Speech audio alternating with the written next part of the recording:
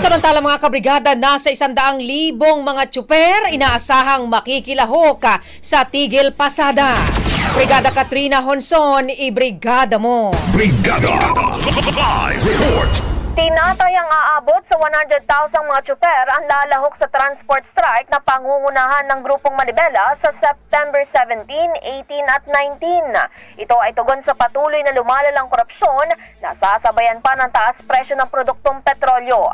Sa panayam ng Brigada News sa Manila, kay Manibela Chairman Mar Balbuena, sinabi niyang magiging sentro ng kilos protesta ang Metro Manila. Magkakaroon din ng mga strike center sa mga lalawigan tulad ng Pampanga, Baguio, Laguna, Cebu, Bacolod, Davao at iba pa.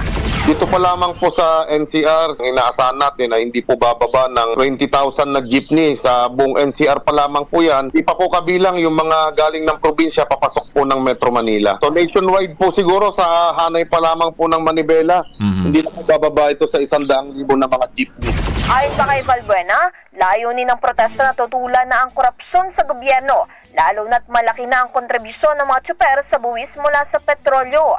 Anya, sa isang araw ay hindi bababa sa 30 litro ang kinakarga ng mga operator o tsuper na sa tax pa lang ay naglalaro na ito sa 400 to 500 ang ambag bawat araw. Sa makatuwid, sa loob ng isang buwan ay halos 15,000 ang buwis na naiaambag ng isang tsuper sa kaban ng bayan. Maaari pong magkasama kami sa 18 kasi nakaraang linggo pa po namin inihayag na magkakaroon kami ng transport strike. May koordinasyon naman kami ng piston.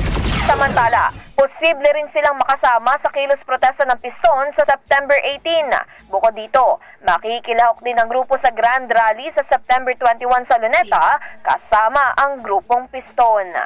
In the heart of changing lives, ako si Brigada Katrina Honson ng 105.1 Brigada News sa Manila, The Music and News Authority. Ang bahaging ito ay hatid sa atin ng Yummy-Vit ES3 Syrup. Simulang tuparin ang pangarap ng iyong anak. And starting now,